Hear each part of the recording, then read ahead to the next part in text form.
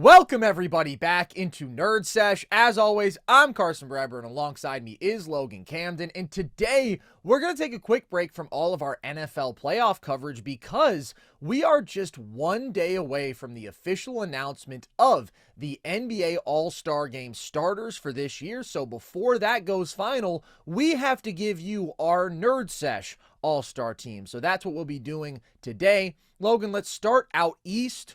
Who do you have as your starters in the Eastern Conference? My starters in the East, I've got Jalen Brunson and Donovan Mitchell in my backcourt, and then in my front court, I've got Jason Tatum, Giannis Antetokounmpo, and Evan Mobley. Okay, so I have Brunson, I have Darius Garland starting, and then I have in my front court Tatum, Giannis, and Mobley. So let's just go to what's interesting here because I think like Tatum and Giannis, those are no-brainers. Brunson, I think, is pretty clear. Maybe some people would debate that. But the Garland versus Mitchell debate is actually very interesting to me. Why did you go with Mitchell? I think he's better. But has he had the better season?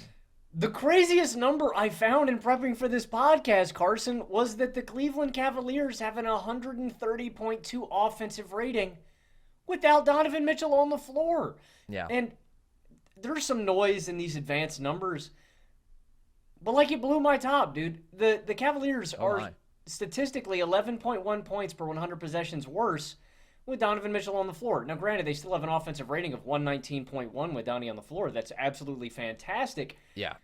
But without him, they have an offensive rating of 130.2. I think that's the most interesting thing about this. So, enlighten me, Carson. Why is Darius Garland an all-star starter for you? I just think he's been their best offensive player this season. Like, I really don't think you can overstate the leap that Garland took from last year, which was a real low point for him, to this season, which has been the high of all highs, man. He's been one of the best offensive players in basketball, period. He's giving you 21 points and 7 assists a game on almost 64% true shooting.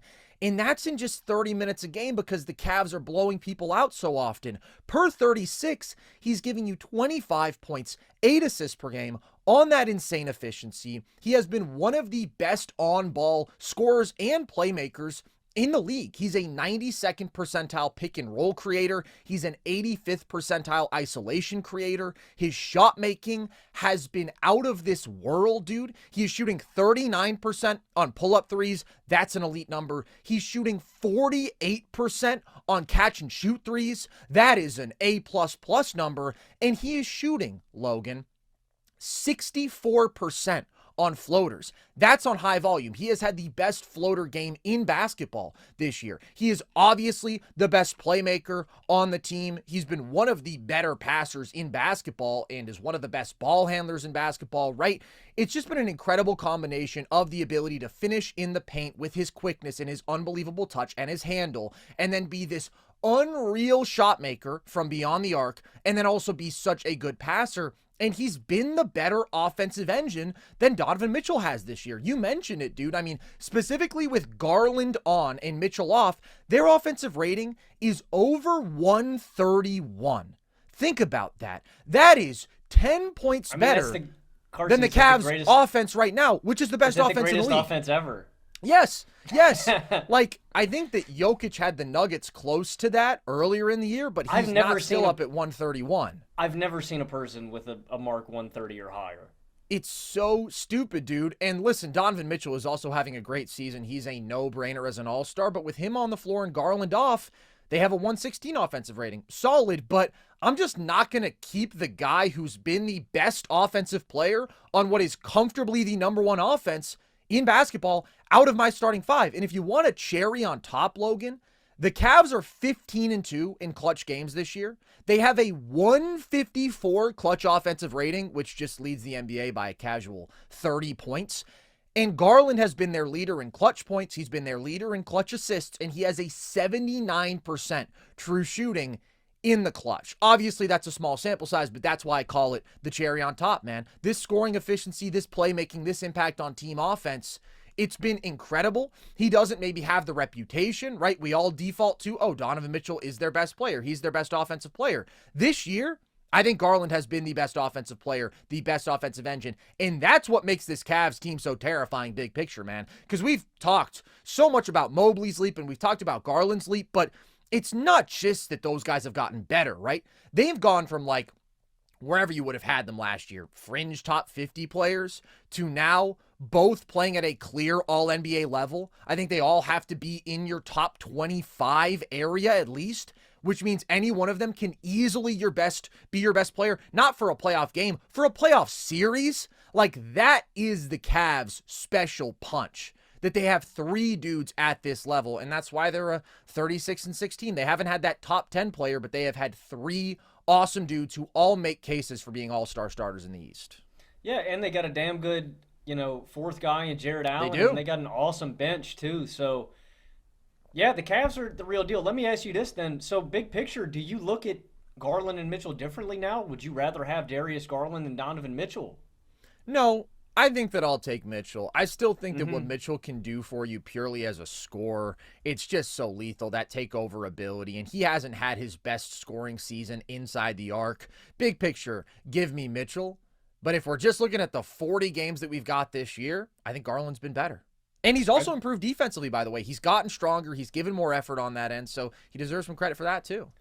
Yeah, and the other guy that I think deserves a lot of credit is Evan Mobley, and I think a lot of people may wonder why we have him over a guy like Karl-Anthony Towns, and that's one that I went back and forth on, and I know we had a conversation on the show not that long ago, I want to say a couple of weeks, where we were going, would you rather have, how many centers are better than Evan Mobley right now? And I do think Mobley's individual defensive impact puts him over the top against a guy like Cade. And Cade has obviously maximized his game in New York. It is a perfect fit. I think the city, I think the offensive situation, the players around him, how the team is constructed top to bottom. But I really just do prefer the defensive floor that Evan Mobley gives me, along with the increase we've seen from him offensively. If you've heard this one before, we've talked about Mobley a million times already through the half of this year, but he's at 57% from the field, 43% from deep, and 65% true shooting, giving you 19 points a night.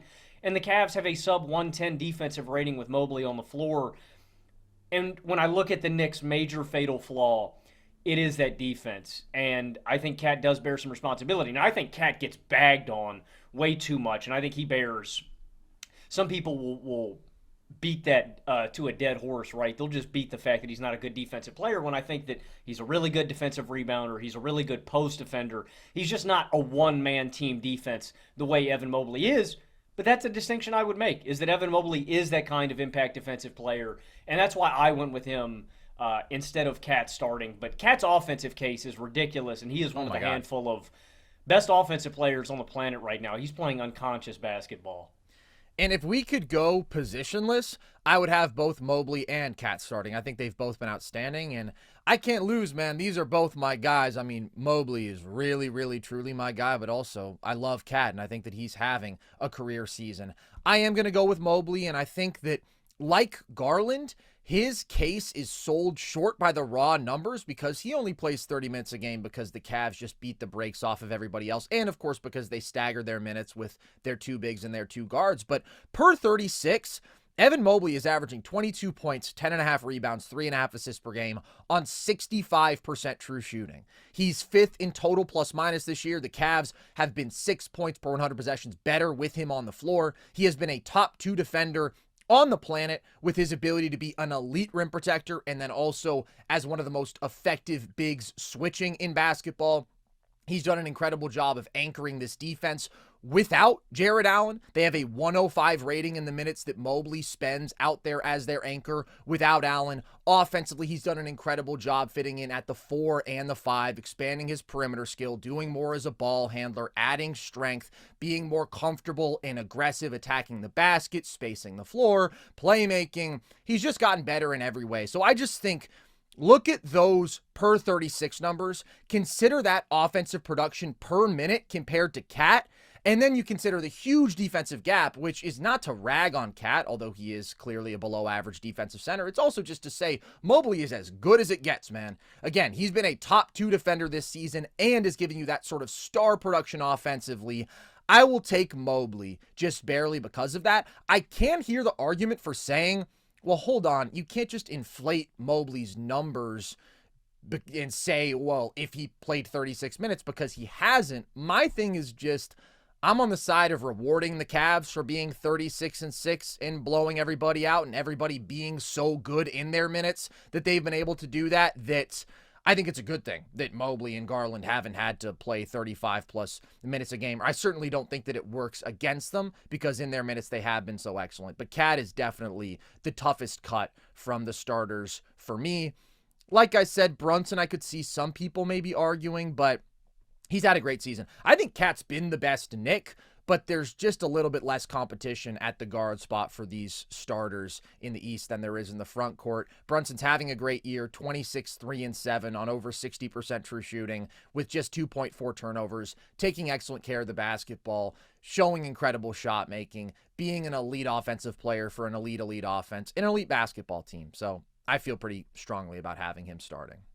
I agree with all those sentiments. That's basically what I went. I think Cade has been the better Knick this season, but I can't leave Tatum off. I can't leave Giannis off, and I can't leave Mobley off. But Cade would be my first guy off. He's a lock for sure.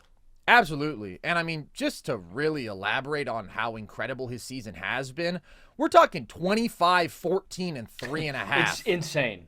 On 65.5% true shooting, man. Like, efficiency across play type is unbelievable. As a roll man, as a spot-up player, as a post scorer, he's been a killer attacking mismatches, attacking anybody out of the post, and then is just having one of the great big man shooting seasons that we've ever seen, and is having a year that is legitimately on the short list for the greatest shot-making season by a center that we have seen, dude. Like, just when it comes to shot making, he is 59% on hooks. He is 50% on runners. He's over 43% from deep. And the Knicks have been way better with him on the floor. 10 points per 100 possessions. They're a 96th percentile offense when he's on the floor. He's just been game-breaking there. But they're also a 67th percentile defense when he's on the floor. And he has improved. Their whole team defense has improved since early in the year. So I totally hear the case for Cade over Mobley. I'm going to slightly prefer the two-way stuff because Mobley's so special defensively. But if you just say, hey, give me the offensive juggernaut, and Cade has been the second best offensive center in basketball this year after only Nikola Jokic, and there's a massive gap there, but he's having an incredible offensive season, and I totally see the case. And they're 6.1 points better defensively with Cade on the floor. You know, he's not Evan Mobley's level, but it's not like he's a complete liability out there. He has made them better in his minutes. A lot of that I think has to do with the alternatives. Well, for sure. I mean, Cade's pretty clearly a below-average defensive center. And the personnel around him. I'm just saying it's not like he's making the Knicks a putrid defense, right? Like, he's pulling his weight. Yeah. And he's a legitimately great rebounder. He is. He's been one of the 3 best rebounders in basketball this year. So he's obviously a lock as a front court reserve. Let's go to our backcourt reserves, though. So for anybody who doesn't remember how the All-Star format works, you have your starters, that's 2 guards, 3 front court players. You have your reserves, 2 guards, 3 front court players. Then you have 2 wild cards. Who are your 2 backcourt reserves? I went with Damian Lillard and Cade Cunningham. Okay, interesting. I have both those guys on my team. I'll spoil that. But I happen to have them both in the wild card spots. So the 2 guards who I have in my reserve spots are Donovan Mitchell and Trae Young. Why do you prefer the cases that Dame and Cade make? I left Trae off my team. Whoa. And Trae was my second toughest cut. There was one guy I had above Trae. Not even the toughest cut. All right, can I make the case for Trae then? Because I feel pretty strongly that he belongs here. Yeah. I think that Trae is having a really good and an underrated season, mostly because of the raw shooting splits, which have started to trend upwards. Like in January, he's averaging 28 and 10 on 59% true shooting. The 3 ball has started to heat up. But overall in the year, the raw shooting splits aren't pretty. But because of his 3-point volume, because of the rate at which he gets to the line, his overall efficiency is fine. He's 56.5% true shooting. and he's been a top 2 playmaker in basketball. He's averaging 23 points and 12 assists per game and is creating the second most total points per game in the NBA, 52.2 points per game of offense. And what he is doing as a floor raiser, to me, it's one of the most impressive Trae seasons that we've seen, even though, again, the raw numbers aren't as insane. We've seen him lead supporting casts that aren't that impressive to be a top 5 offense before. But this year, the fact that he's carrying this group to be a 70th percentile offense when he's on the floor, and he is in a starting 5 that has precisely 0 reliable shooters alongside him, man, it is ridiculous. It is ridiculous, the lack of offensive skill around him. When you think about Sesh, when you think about Capella, when you think about Dyson Daniels, who's still quite limited offensively, Jalen Johnson, I like. He's not a high-level creator. He has really struggled as a shooter for the last couple months.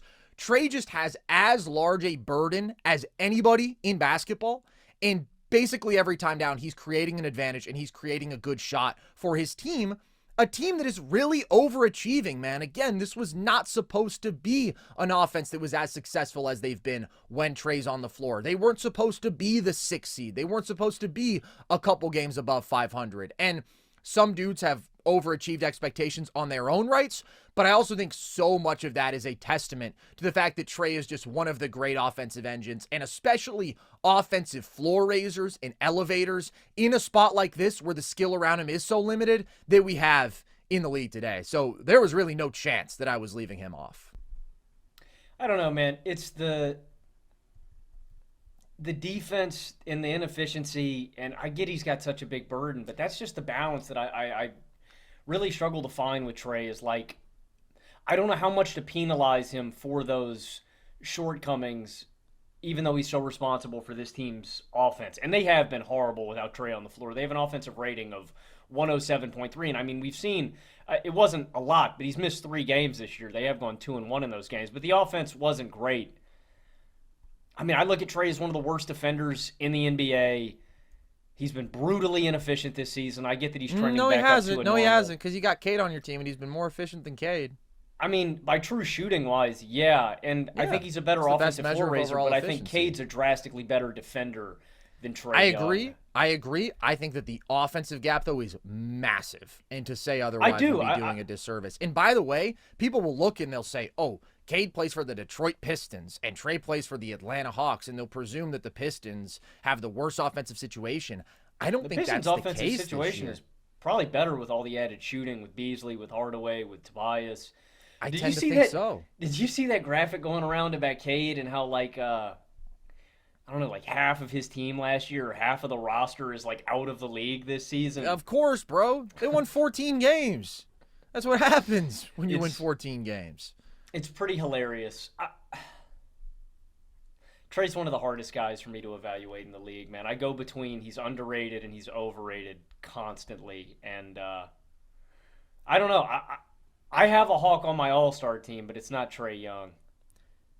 Wow. I'm presuming that that's just because the front court reserve options are a lot weaker than the backcourt reserve options in the East. No, the East backcourt is insane. It's deep as hell. Yeah, I still got to see who you have above Trae, because it's like Cade and Dame. Again, I have them both on my team, so I'm not going to bicker with you having one as your reserve, one as your wild card or whatever. But I do feel strongly that Trae belongs on the roster. Mitchell, I mean, he's a lock. You had him as a starter. He's 23, 4.5 on 58% true shooting for the 36-6 team. He is big picture, their best player. He obviously has to be here. You know, and Dame has his defensive issues as well, same as Trae. Like, there's just no effort. I just don't really see a defensive gap between Trae and Dame at no, this there's point. not. I'm not making that case. I was just going to say, I mean, Dame's been so much more efficient than him. Again, though, his job is a lot easier because he plays along Giannis Antetokounmpo. And the playmaking gap is huge. In fact, I honestly think at this point, Trae has improved defensively. Like, he's gotten more active with his hands. I still think he's a bad defender. Style. I might slightly prefer him. What is he supposed to do, though, Logan? Because I get that big picture, but in this situation... I was going to say that. I get it. He is their only really good... He is. He's their only good offensive player. I get that. I hate the way Trae Young plays basketball. That's my aesthetic shaming. I just don't know what you're supposed to do with the starting lineup of Dyson Daniels, I don't know what he's Zachary supposed to do Reese, either, man. Jalen Johnson, and Clint Capella. I think he's doing about as good a job as he possibly could, man. And yeah, the shot making could be a little better, but when you're averaging 12 assists a game and you're creating the second most total points per game in basketball, and you are improving the offense by as much as he has, and still finding a way to be decently efficient, I've been very impressed by Trae this year. I have. Okay, what about Cade? Why is Cade here? I've just been impressed that the Cade's all-around game this year, and I do think you need to heap praise along the front office and the moves they made in this offseason to enhance him, because that's what we were saying all last year when people were disappointed with Cade's lack of development. And you watch those games, and Cade is getting double-teamed and triple-teamed and swarmed in these games, and you're able to blitz him out of the pick and roll and just smother him. Because what's he going to do? Pass it to a 25% three-point shooter over there in the corner? Like, he was so easy to play last year defensively, and we had to push back and say, it's the situation, it's not Cade. But I think you've seen Cade's playmaking flourish. He also has been pretty damn inefficient, true shooting-wise and turning the ball over. Him and Trae both have struggled with that. He's at 4.5 turnovers per game at 55% true shooting. But he improves the offense by over 7 points per 100 possessions. They also plummet when Cade is off the floor. But I think he's a legitimately good defender, and I don't see a glaring two-way case. And I think the team's success is enough this year to where Cade can be on the team. I think last year, if you were making the case, they just didn't win nearly enough games. This year, yeah. You talk about Atlanta, overachieving. I think Detroit is also overachieved. I thought they were going to be a bottom-of-the-barrel team in the East, same as Atlanta, and they've just overachieved expectations, and I think that needs to be rewarded. Cade and Trae have a lot of similarities in terms of their cases, right? They are guys who are going to have some of the rougher efficiency that you'll see, but they have big, raw offensive numbers, especially when it comes to the playmaking, the assists, and they just have these insane offensive burdens because, Detroit's offensive skill around him has improved a lot, but it's still rough, and especially without Jaden Ivey, right? Like, there is still a great deal of responsibility on Cade's shoulders. So those guys will be more inefficient. They will have higher turnover numbers, but I think they've both done impressive jobs as floor raisers. And Cade's situation has gotten a lot better than last year, a lot better because it was horrible last year. It was nightmare stuff. He's also gotten better, though. I think he's gotten better as a playmaker. I think he's gotten significantly better as a pull-up three-point shooter. He's more than doubled his volume there as a pull-up shooter from deep, and he's shot over 37% from three this year. And he's had a really good shot-making season. He's been 48% in the paint outside the restricted area, good from floater range, 42% from mid-range. That's a solid number. But you also see that both with him and Trae, because they are being asked to be the primary decision maker basically every time down, their efficiency in their key play type, which for both of them is pick and roll, it's really good. As a pick and roll creator, Trae is in the 80th percentile efficiency, and Cade as a pick and roll creator is in the 88th percentile efficiency, which is great. And he's got one of the best post games of any guard in basketball. He's been efficient there. He's strong. It's been really impressive. Detroit's offense is 7 points per 100 better with him. They're an above-average offense with him. I don't think that it's been as good an offensive floor-raising job as Trae's, but if you want to say, okay, I think that gap is offset by the two-way gap, I'm totally fine with that. And the Detroit Pistons are 21-18 when Cade plays, man. They're 1-3 without him. They're 21-18 when he plays. That is such an impressive turnaround. He does still have his issues, though. The turnovers are an issue with Cade, 4.5 per game, and the finishing around the rim and the ability to get quality looks around the rim. He shoots 54% in the restricted area. For a player of his size, a 6'6" strong guard, that's a really rough number. And as we've talked about before, he doesn't explode. He doesn't pop athletically around the rim. So that's been an issue for him throughout his career. But he's improved in other areas offensively. He's been a plus defender. He's been one of the better rim protecting guards in basketball, and he's been one of the better rebounding guards. So I do think that Cade is a lock. To me, his flaws are there, but the situation is hard, and he's done so much good that I think he's got to be here. And then Dame, he's having a slightly better season than last year. He's Damian Lillard. If he's healthy, he's going to be hard to keep off an all-star team. But 25, 4, and 7 on over 62% true shooting, been a 90th percentile pick and roll scorer, been an elite pull-up shooter, 55% effective field goal percentage on pull-up jumpers. That's mostly from beyond the arc, but he's also been almost 46% from mid-range, which is really good. He gets to the line at a really good rate, as he always does. I think it's been a little better than last year, basically just because the three-point shooting has been better. It's not like we've seen a bounce back to 2023 Damian Lillard, but he's just such a good scorer. He stresses defenses so far out. He's such an efficient spot-up player, too, with his catch-and-shoot game, and I think he's a lock. I honestly think that, to me, the backcourt spots, I felt were pretty clear, but we're going to disagree somewhere. I mean, we already disagreed, right? We know we're right, but I don't know who you have instead of Trae is what I'm saying. Okay, let's go to the front court. So we both have Cat, obviously.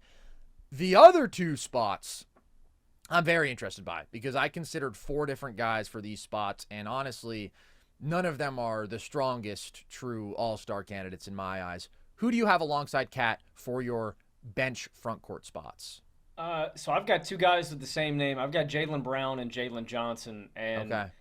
I think at full health, I still think Kristaps Porzingis is the Celtics' second best player with what he does impact-wise. He hasn't played nearly enough games to qualify. Yeah. And this isn't shade at Jaylen Brown. I think Jaylen Brown is deservedly here. He hasn't been as efficient this season, though, but I do think that context matters. Like at full strength, I think Porzingis is just a little bit more impactful. But yeah, I mean, Jalen's at 23, 6, and 5 this year. I don't think he's a drastically different player. He's still really good defensively. He's still great in transition, getting out on the break. And obviously, his job isn't nearly as tough as other guys because of the surplus of talent that Boston has. But I think he's a no-brainer. Jalen Johnson is a little more interesting. The Hawks are 8 points per 100 possessions better defensively with Jalen Johnson on the floor. They go from a defensive rating of 111.5 with him to a defensive rating of 119.5 without him. They're also 5 points better offensively with him on the floor. There's a little bit of noise there. I think him just sharing minutes with Trae Young, I think, plays into that. But Jalen Johnson's got a great all-around game. He does. Defensively, rebounding, he does so many connecting things as a wing, but he really shines defensively. He's at over a steal and a block per game this year. He's been tasked with a lot more ball handling responsibilities and stuff like that this season. He isn't the most polished jump shooter or touch shooter, and I think that's probably his biggest flaw in his game right now, but he does so many other connecting things, and especially with what he can do defensively.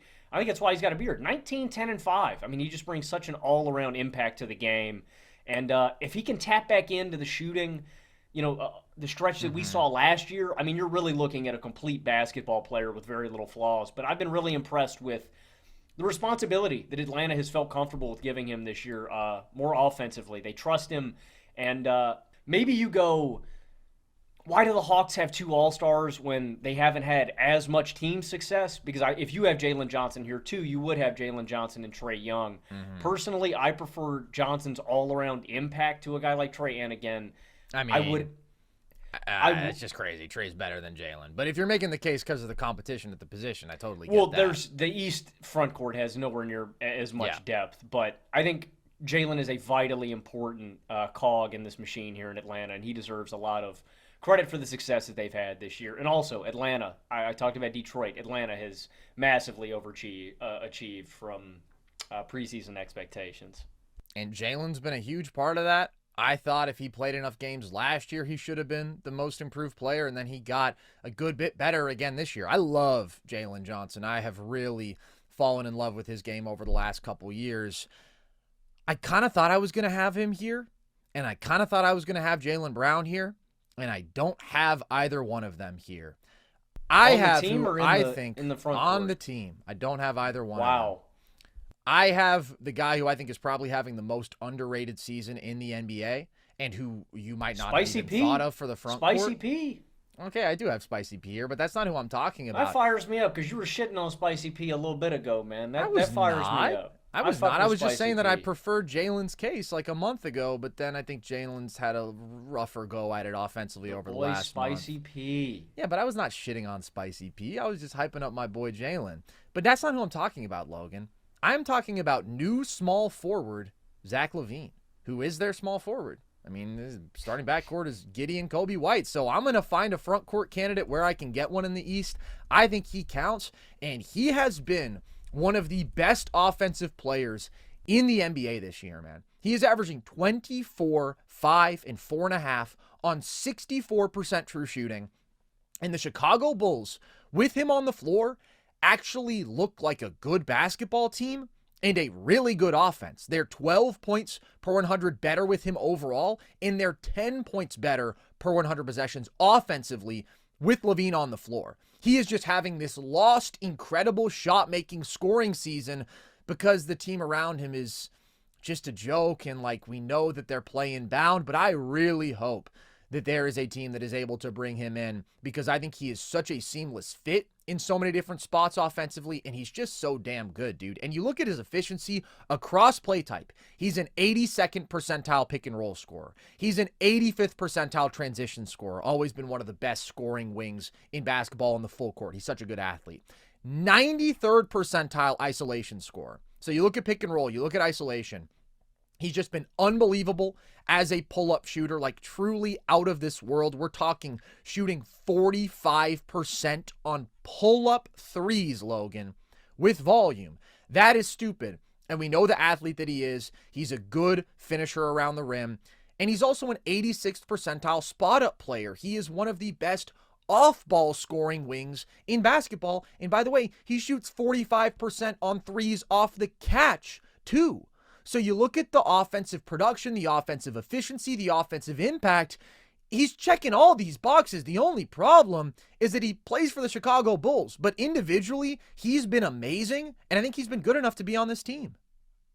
Bulls tax. I stand with Pablo Escobar. Nah, I can't talk about the redacted team. I get it. God bless him, though, dude. Can we please get him on a contender like tomorrow? Like, who cares about Jimmy Butler, man? He's old and cooked. We want Zach LaVine. That's what I've been saying, dude. Zach has been the better asset even before Jimmy started throwing his tantrums. I mean, Zach is younger. They've both had some health concerns, but I'm more worried about that with Jimmy. And Zach is a much easier fit. Jimmy's what, 36 now? I think Jimmy's 35. He's old.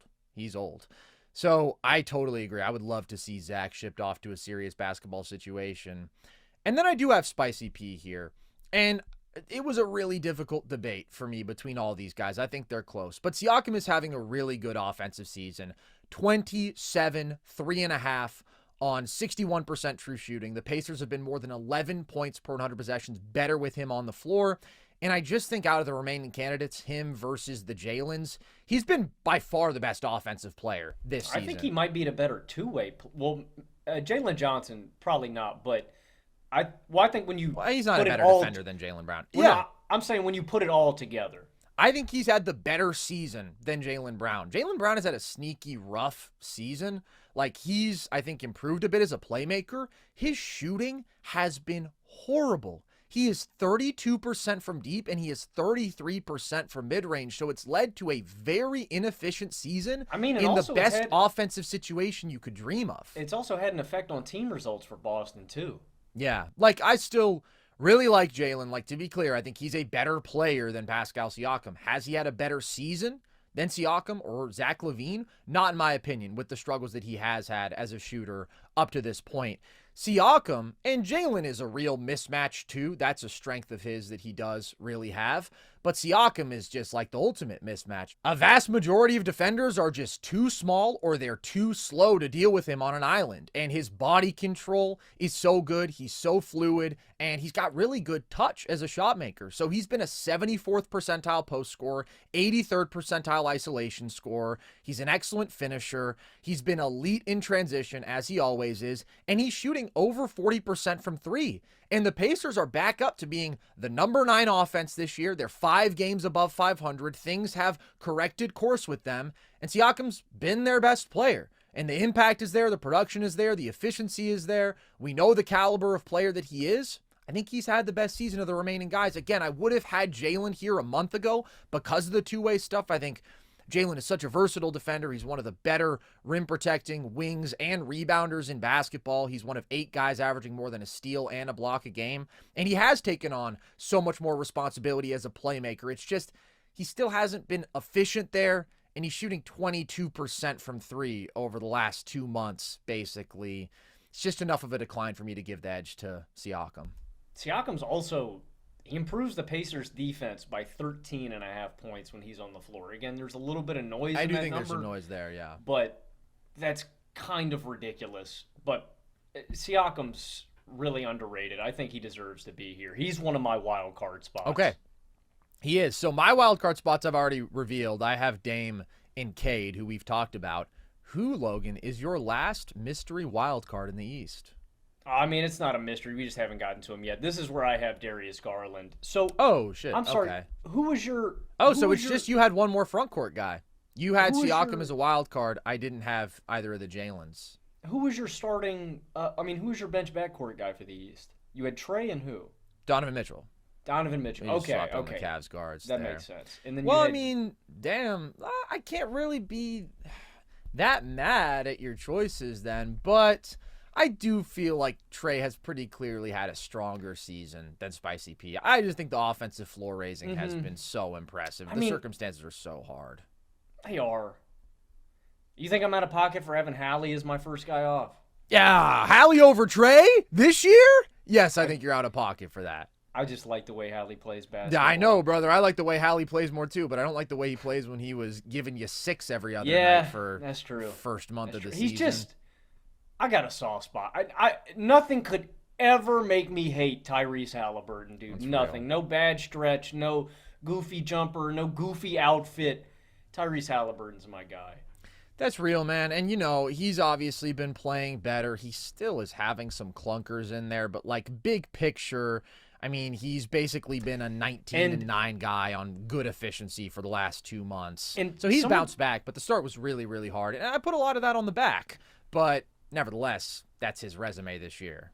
And some of the other East backcourt guys are really tough cuts this year. Tyler Hero is such a bad beat for him because this spot is so deep. He's given you 24 a night with 5 assists on 63% true shooting, just 2.4 turnovers per game. He's improving the Heat's offense by 9.4 points per 100 possessions when he's out there.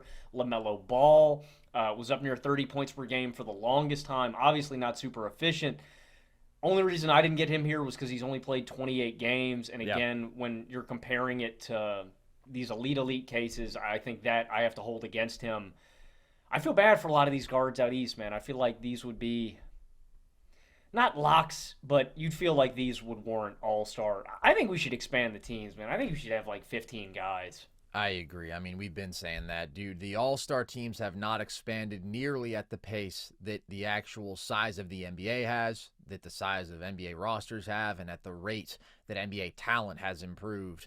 Give us 15-man rosters, but the good news, I guess you could call it good news, is that like basically every year 1 or 2 guys can't play in the game because of injury, and so we end up getting 13 or 14 all-stars.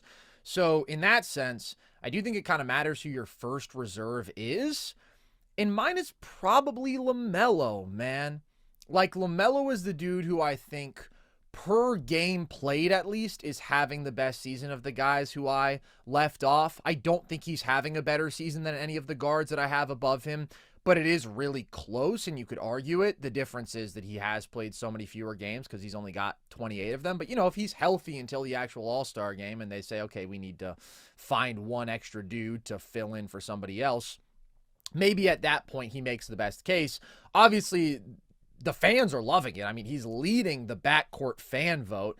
And I don't know if you heard, Logan, his brother released this hit song. Have you heard this? G3? No, really? Tweaker. Oh, yeah. It goes, I'm a swerve in that corner. Whoa.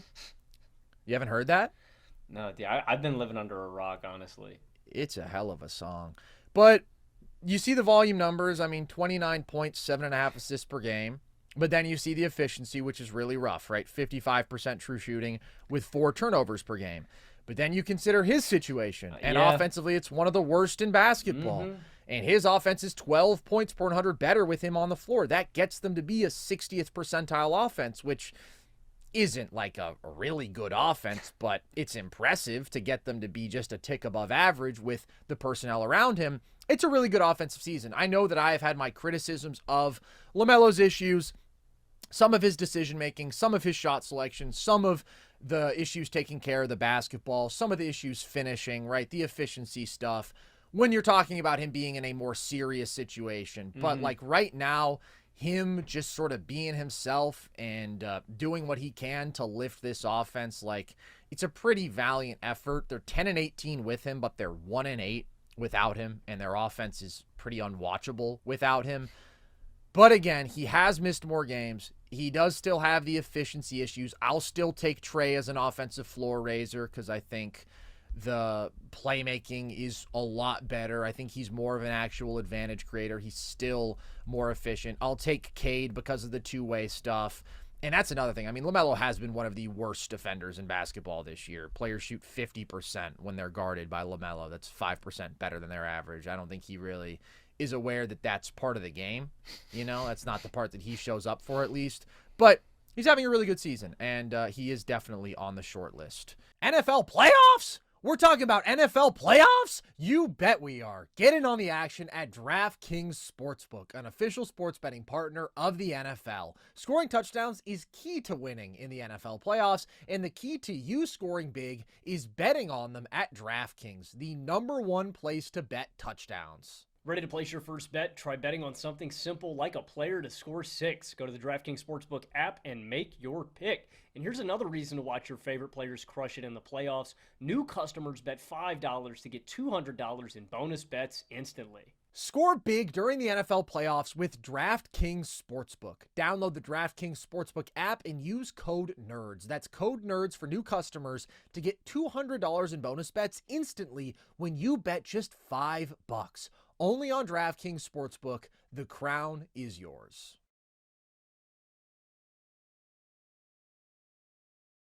Shall we move on to the West, Logan?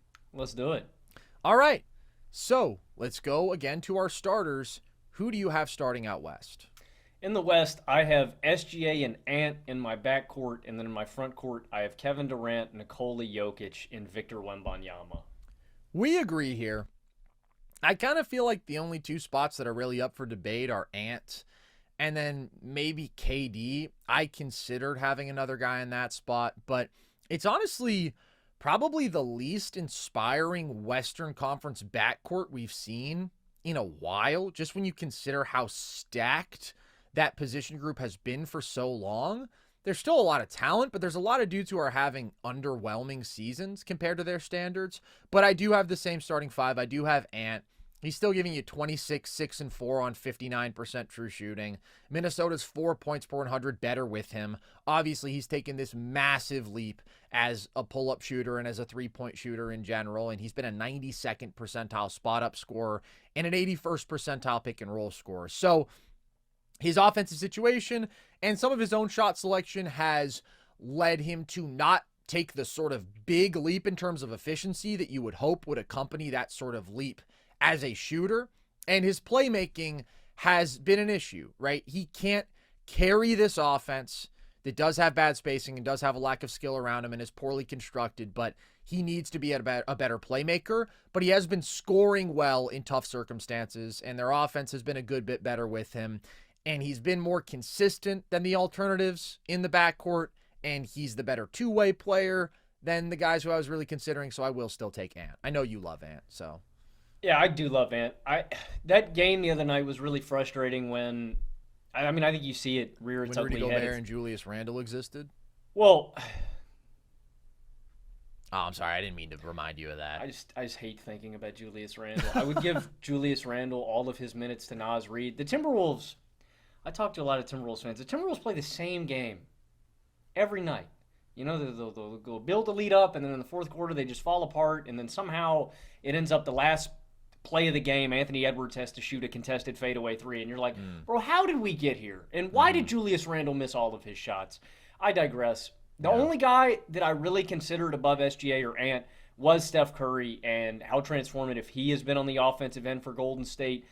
He's improved Golden State's offense by 17 points per 100 possessions when he's on the floor. It's the difference between having an offensive rating of 101.6 and 118.9.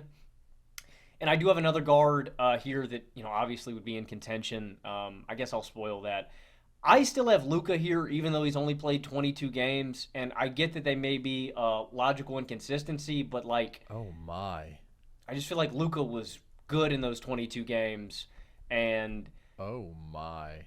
I mean, did you just fully like? I feel like he's going to get a reserve spot. Like they're going to put him in the game, and they're going to give it to a reserve, even though he's only played 22. Is that not enough for you? Yeah, it's not enough for me. You've played in half the games. Yeah, I can't give you that nod. And we don't know when he's coming back. Like, he's coming back soon-ish. the West guards are so underwhelming. It is underwhelming, but I don't think you can have a guy who's missed that many games. I didn't even consider Luka. I just basically had him as does not qualify. Hasn't played enough games, bro. I mean, obviously, Luka would be here easily just based on his per-game production. I'll cave. I'll call the audible. I think you should. I think having Luka here is kind of crazy. I've never considered a player with that few games. He's going to get in, though, right? Why? He's played 22 games. I don't think he's going to get in. I mean, the fan vote will contribute, but I don't think the media and coaches will vote in a player who's played so little. Maybe. I would be really surprised, honestly. But as I said, the only other spot that I think is really up for debate, I mean, Jokic and SGA are having their historic seasons that we've talked about plenty. I would love to talk about them both some more, but I'll hold myself back. AD for Wemby, maybe? I was thinking AD for Cade. I think Wemby is I forget front court. I always do the point guard, shooting guard, to make it like a cohesive starting unit. Right. But I do think that would be the right audible to call. Nah, yeah, I got Wemby and Jokic out there. We're doing the biggest lineup that anybody's ever seen. But I think Wemby, with his 24, 11, and 4 on 59% true shooting and how much he's transformed the Spurs defensively, they're 15 points per 100 better with him. I think he's a lock. KD has missed some time. In some ways, I think that strengthens his case because the Suns went 1-9 without him. Yeah. And they're 20-12 with him. That's kind of a difference maker between him and AD to me. KD has given you 27, 6.5, and 4 on 63% true shooting. He's been great in the clutch, which is why even though Phoenix's on-off numbers and net rating aren't super impressive with KD, you do see that difference in terms of the record. He's been a lot better offensively than AD, who got off to such a good offensive start to the year, but then has really come back down to earth and still has a clear two-way edge over KD, but this is certainly not AD's best defensive season, and it's not his best offensive season, so I did give a slight nod to KD. Now let's get into the backcourt reserves, Logan. Who are your first two guards out of the starting lineup? Steph's a lock. I tend to agree. Also, real quick, these are just ridiculous on-off numbers that I want to mention with the starters. Obviously, Jokic's is crazy every year. He's improving the Nuggets by 27.4 points per 100 possessions.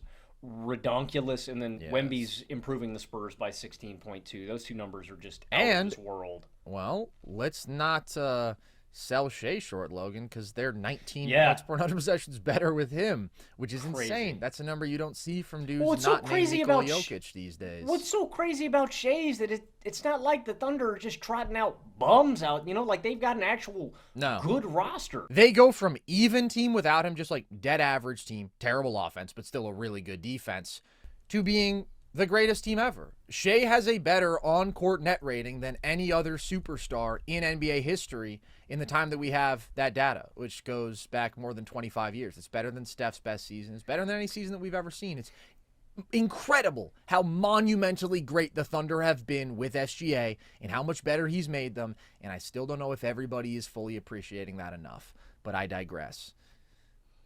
Are you still deciding your other? I've gone back and forth. I think I'm going to take Devin Booker with my other spot. If I can't have Luka here, I don't love the West guards. The guys I'm looking at right now that are on my short list that don't have good cases at all. Harden, Fox can't be all-stars in my opinion. I don't think either of them have been good enough this year. The other guy I'm really scratching my head over is Ja Morant. And if I'm going to penalize LaMelo and penalize Luka for not playing enough games, I don't know how that logic doesn't apply to Ja. So even though this has been an underwhelming year by D-Book standards, I'm going to put him in my other guard spot. So I have Steph. I do agree that Steph is a lock. I think that may surprise some people with some of the ugly moments that we've seen But the impact is still just insane, right? The fact that their offense is still 17 points. Yeah, that better with Boston him on game the other floor. day was rough, man. That was a rough one. So rough, dude. The Grizzlies game was so rough. Like, there have just been some, oh my God, this team is so bad moments with the Warriors, and you feel sometimes like there's nothing Steph can do to save them. But then there are other moments where Steph can save them. And I know it feels like a long time ago, but the first 15 games of the season still count to this season. And it's been very rough since then. But overall, man, somehow the Warriors still have an 84th percentile offense with Steph Curry on the floor. That is unbelievable when you consider all of the woes that they have had and just the personnel around him. Like, he still has the impact. He still has the efficiency, 23, 5, and 6 on 62% true shooting. He still has the skill set. Obviously, he's not the same on-ball threat, carry you night after night guy that he has been even over the last couple years. He's taken a step back, but that gravity, that shooting, that impact is still really, really pronounced, and I do think that he's a lock. Then you go Book. Yeah, I go Book, and it's been a disappointing season for him, especially that extended stretch without KD. He's only at 44% from the field, 35% from deep, 58% true shooting. But the overall production's still really solid, 26, 4, and 7, and he is improving their offense. It's just, you just want a little bit more. I do think the Suns are going to get better with the acquisition of Nick Richards, though. That actually doesn't move me a ton, but it's a really good add for the type of player that they need. But like I said, I mean, there's just a lot of underwhelming cases around the association. James Harden and his lack of efficiency, even though I do think he's an overall plus for the Clippers. Like, I think they'd be in the dredges without him. He's still a really fantastic passer, but the efficiency, the volume, the turnovers, I've still been disappointed. Fox has had a down year, in my opinion, by his standards. I've been disappointed. And Ja, I think his season may be underwhelming to some people. He also isn't playing a ton every single night, right? Like, he's not, his minutes, you know, if you extrapolate it to a per 36 minute look, it's way better than it is, but he's missed some time. So yeah. I think D-Book's just the default answer here. I have Book here. I have Book as a wild card, though, because it's been a rough year for old D-Book, who I'm a believer in, who I've been a supporter of over the years, but I think earlier in the year he was playing some of his worst basketball that we've seen in a long time. Now, I do think that we've seen him round into form as of late. January, which is his last 10 games, he's averaging 27.5 points and 7 assists a game on 60% true shooting. And overall on the year, it's a disappointing Book year, but like, he's still Devin Booker, and he's giving you 25.5 points and 6.5 assists on better than 58% true shooting. And I think the big knock on Book would be how bad the Suns were with him and without KD, right? The fact that they were 1-9 in those games. What I would point out, though, in defense of Book is that KD is 1-4 in games without Book. And actually, Book without KD in those minutes has a -4 net rating. KD without Book, though, has a -8 net rating. Like, my takeaway is not that either one of these dudes are individually responsible for those bad numbers, but just that this roster sucks so much for the reasons that we've talked about time and again, that neither one can carry them as good as they are. And I do think compared to the remaining options, Book is still the best player, and he's found good enough form now that even though it's a down year for him, I'll take him over the alternatives. There is one guard who I have above him, though, who you do not, and that is Kyrie Irving. And I think that Kyrie's having a really good season. He's giving you 24, 4.5, and 5 on 60% true shooting. And the reason that I give him the nod here is basically because of what he's done in the absence of Luka, and the fact that the Mavs are 8-5 with him and without Luka. And I do think that the Mavs have a good roster. I think that they have good depth. I think that they're a pretty good team defense. But he does have a real offensive load on his shoulders, and he's carried them to almost a 115 offensive rating when he's on the floor. Without Luka, that's equivalent to like the 8th best offense in basketball. That's really impressive. And the shot making with him is always out of this world, right? He's 43% from deep. He's been really good as a finisher this year. I think what he's done shorthanded has impressed me more than, say, what Book did shorthanded, which, although I just talked about how the roster around him sucked, it was still rough. It was still disappointing. And Book's form earlier in the year, just overall, it was inconsistent and it was disappointing. So we're going to flip-flop on that. I have Kyrie in my last wild card spot, but I can hear that argument that he's been better. I just think, again, and maybe this isn't the most logically consistent, I think Book's just the better player, the guy I'd rather have. So I've got him in my start. But Kyrie's on-ball scoring numbers, man, 94th percentile pick-and-roll efficiency, 89th percentile isolation efficiency. I mean, he's the dream number 2. But he's having to be a number 1 this year, and he's doing pretty well, right? He's doing a pretty good job. He's also been a 90th percentile spot-up player. He's just such a pure shooter, dude. It's just ridiculous. Okay, then we go to the front court reserves. Who do you have? I've got LeBron, I've got Jaren Jackson Jr., and I've got Anthony Davis. Yeah, I knew that a certain someone would not be mentioned by one Logan Camden here. Who? We'll get there when we get there. So I have AD. I think he's an absolute lock here. Dude, are you going to put Sabonis on your team? Don't speak over me, please, Logan. I'm holding the conch right now. It's my turn to speak. AD, still a lock, still 26, 12, and 3.5 on 60% true shooting. Still an elite rim protector, still a stock machine. Hasn't been the same defensive anchor that we've seen in years past, has had some effort issues and focus issues, and that's why the Lakers' defense hasn't been as good as it could be if AD were locked in. They haven't put good personnel around him, although obviously right now you have DFS, so that's improved the personnel, but they've only had him for, 8 games? So it's been a very bad defensive situation around AD. He still hasn't done his best, but he's got to be here.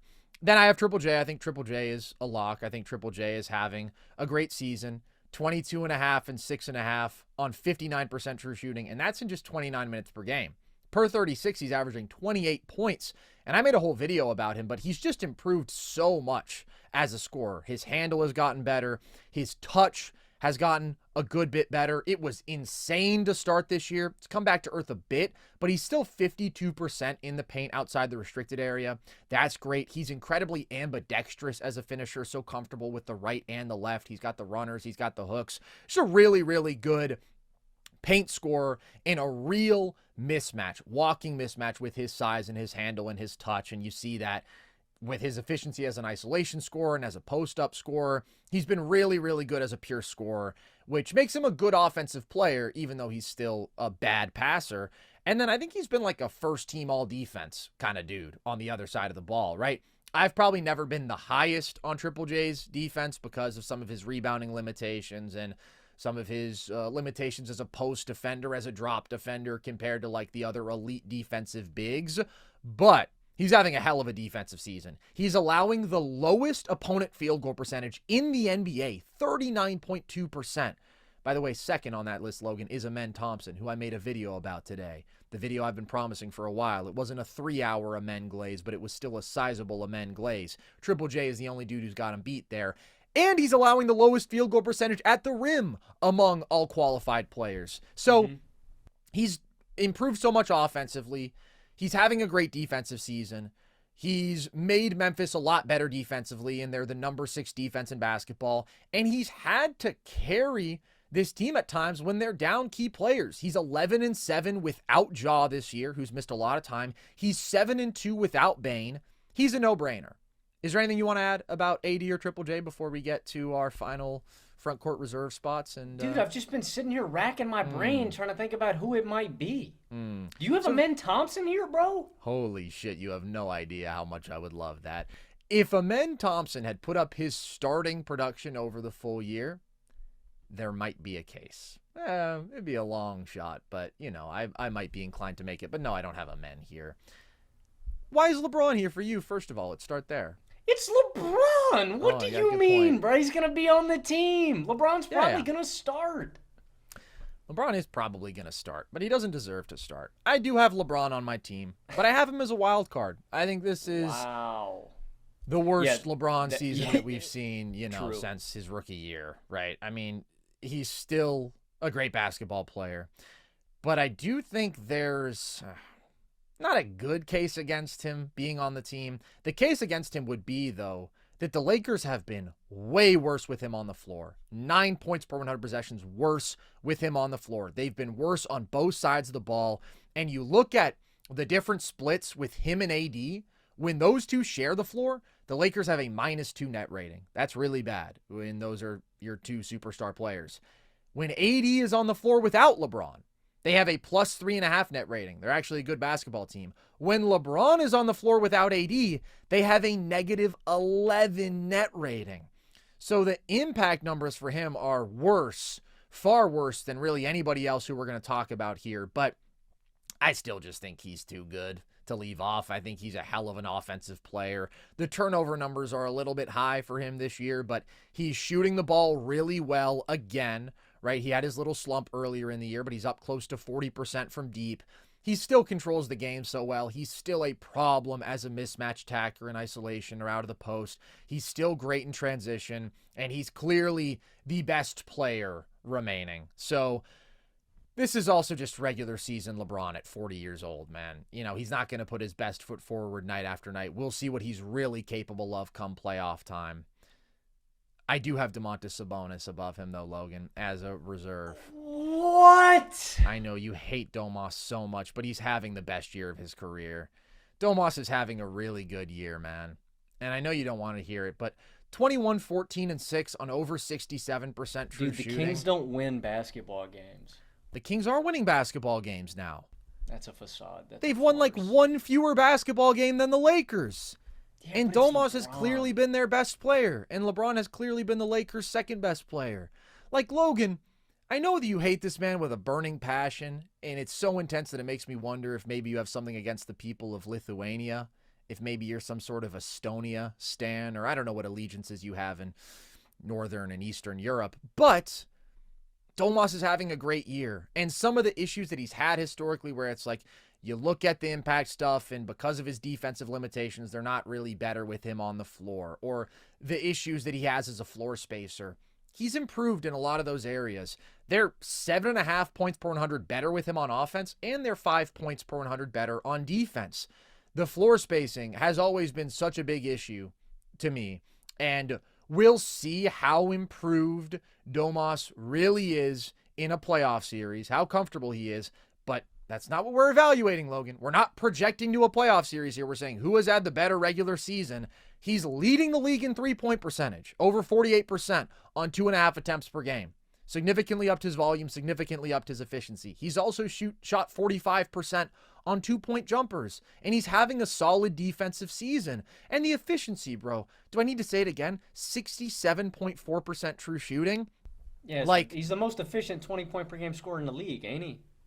I believe that he is. He's just not missing. He's gobbling up boards. He leads the league in rebounds while he's a top 3 passing center, and he's making a playoff team, which is what the Kings are right now, much better.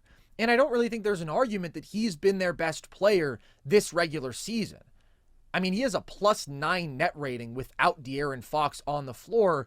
So to me, this is Domas's best season, and it's the weakest competition in the West. Like, maybe in another season, I could look at this production and I would say, okay, but the candidates around are just too strong, right? You have a great Devin Booker season, or you have a great Ja Morant season. Luka obviously could be healthy in another year, right? Like, but that's just not this year. This year, I think you look at all the other candidates and they're pretty flawed, and Domas makes a really strong case.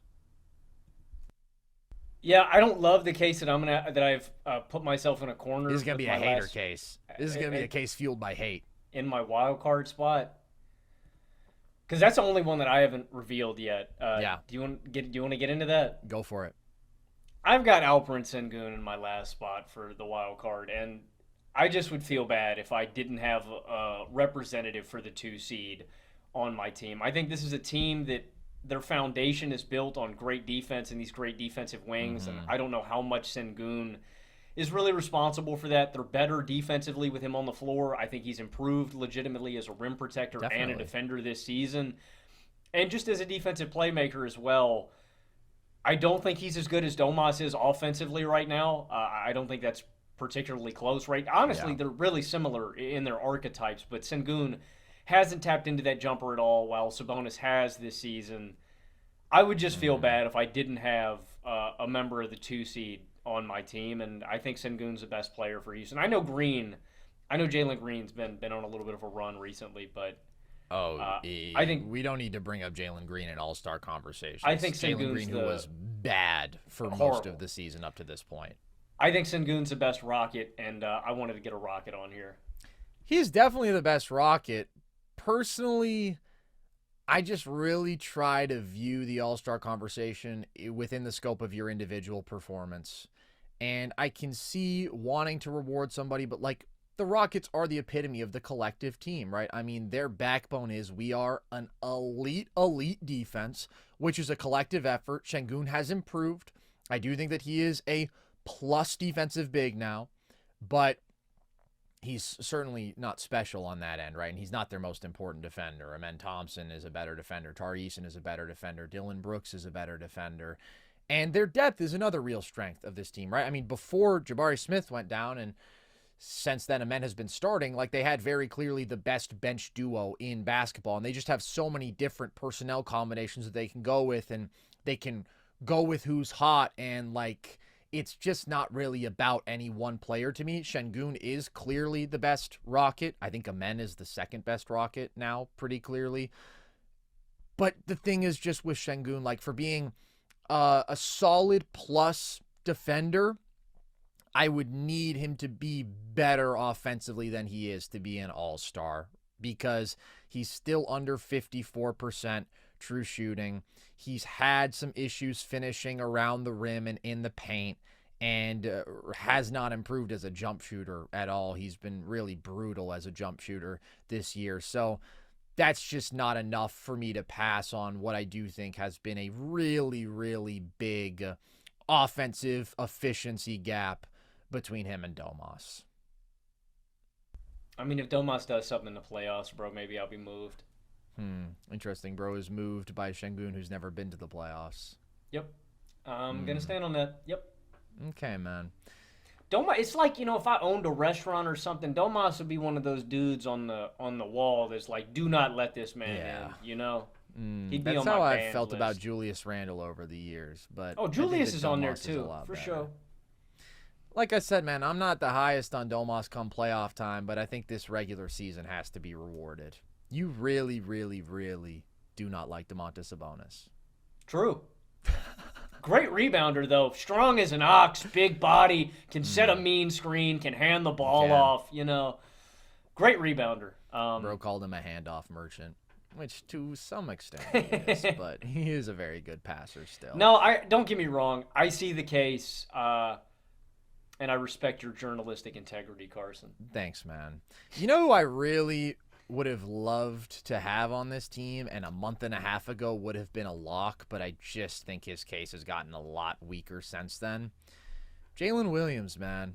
Because Jalen Williams has had such a great defensive season. He's been great defensively. Been one of the best defensive wings in basketball. I mean, we've seen him. He's top 10. The 5 at spots. He's top 10 in field goal percentage inside 6 feet. Defensive field goal percentage, excuse me. And I believe that he is the best of all players shorter than 6'7", or he was on the very short list. Amen is also on that list too. Of course he is. Of course he is. He's an absolute monster. But like J-Dub has been so great defensively, versatile, playing multiple roles, big time defensive playmaker.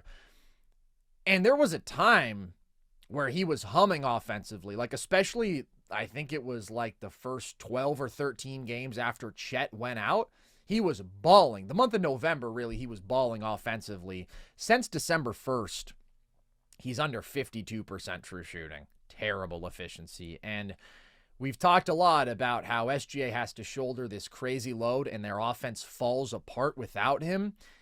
J-Dub could be picking up the slack for those groups without SGA, and he's not. They have a 106 offensive rating when J-Dub is on the floor without SGA, and the offense actually gets a little bit better when SGA is out there without J-Dub compared to when they're both on the floor. It's not a significant gap, but there is a 16-point gap between when SGA is out there without J-Dub compared to vice versa when J-Dub is out there without SGA. So I just think with the offensive issues as a creator and in terms of efficiency that we've seen since then, I couldn't have him above like a Devin Booker, who I do just think is a better basketball player. I considered Fox. It's not the best Fox season. It's been a decent season, but I'll take Booker. I think Booker's the better offensive player. And then I did consider James Harden because of the job that he has done as a floor raiser for the Clippers. And this is a team that has really overachieved. So if you talk about wanting to reward the best guy on the team that has been impressive, I think that's really the heart of Harden's case. I think his floor-raising season has perhaps gotten just a little bit overrated, though. I mean, it's impressive. He carries a really significant load for this offense. His efficiency, like a Trae Young's, is better than the raw field goal splits would suggest because he gets to the line. He's got average true shooting percentage, 57. But the boy Norman Powell can't miss. That's kind of what I'm saying, dude. Like, I think that the personnel on this Clippers team offensively, it's not good, but is it better than like what Trae Young is working with the Hawks? It's definitely better than that. And Trae has led the Hawks offense to be better when he's on the floor than Harden has done with the Clippers. Like, again, it's impressive what he's done, and he is still such a great playmaker, and he does control the game so well, but getting this group to the number 22 offense, it's not the most incredible feat to me. I really do think the strength of this team is their defense, and they're able to prioritize building a defensive team because they trust Harden as that lead offensive decision maker. But like, Logan, you put James Harden on the floor without Norman Powell this year, they have a 104 offensive rating. Norm's out there without James Harden, they have a 113 offensive rating. Like, Norman Powell has legitimately just been a flamethrower and has been awesome, not just as a shooter, also as a creator out of pick and roll. Zoo is having a great season. I do think that Harden amplifies Zoo, but when Harden's on the floor without Zoo, the Clippers have an offensive rating under 106. Overall, their offense is only 2 points per 100 better with him, and it's still been a below average offense on the year when Harden is on the floor, which you can't say about any of the other guys who have that like volume floor raiser, tough situation, not great efficiency case, right? Trae, Cade, LaMelo, all those guys have let out better team offenses when they're on the floor. So I see the case for Harden. He's not far off for me, but I do think that he's perhaps gotten a little bit too much credit for what has been a really impressive season by the Clippers overall. But the most impressive thing has been what they've done defensively. That's where I think they deserve the most credit. And then guys like Norman Powell really overachieving. I'm not trying to rag on Harden at all because he's having an impressive season. I just kind of think that he's going to actually make the team, and his case isn't impressive enough for me to have him over like Devin Booker, who I just think is a better basketball player. Well, I'd have Norm probably on there before Harden. I mean, that's a bit crazy to me. Norm's the boy. He hasn't missed this year, bro. No, Norm doesn't miss, but Harden's role is still so much greater in this offense. The playmaking gap is massive. The only guy that I had that you didn't mention was Rudy Gobert, and he's just such a liability offensively that I just can't. Yeah. I can't bring myself to put him on the team. It's so funny, dude. He's literally the Timberwolves are the same team with or without Gobert. What he brings defensively, he takes away offensively. It's actually comical. Yeah, this is not the year you're going to get a Gobert all-star case to me. I mean, I think it's his worst offensive season in a long time, and it's his worst defensive season in the last couple years. His first year in Minnesota wasn't a great defensive season, but compared to last year, he has not been as dominant a defensive force for sure. He still is valuable, but not valuable enough to be an all-star. Nah, that's not a case that I even considered making. There you have it, folks. There are our all-star teams. We will have the accompanying graphics to go with this, but it's a pretty interesting discussion this year. It always is. Some tears were spilled as I had to make some cuts. You know, that's how it always goes. I just wish everybody could be an all-star, Logan. And again, maybe we'll see a couple dudes will get in as fill-ins when it comes to game day. But that's it for us. If you want more of our content, you can find all of it on our YouTube channel. We have all of our full shows about the NBA and NFL. We will be previewing the conference title games on Friday, so stay locked in for that. And you can find all of our film breakdowns and video essays that we do on YouTube. As I mentioned earlier today, I made that video about Amen. Go check it out. I had a lot of fun doing it. He is an incredible basketball player. You can also listen to our full shows across all audio platforms. And you can follow us across social, TikTok, Instagram at NerdSesh, Twitter at Nerd_Sesh. That's where you'll see the graphics from the show when we make lists or rankings or pick all-star teams or awards. And you can also see clips from the show and all of our trivia content, and also some little quick hitting takes that we do specifically for social. So follow us across all those platforms if you want. Join our Discord if you want. The link to that is at the link tree across our social media bios. And you can also check out our merch. That is linked at our link tree and is at breakingt.com. So with that, as always, appreciate you guys. I've been Carson Brabber. I have been Logan Camden. And this was Nerd Sesh.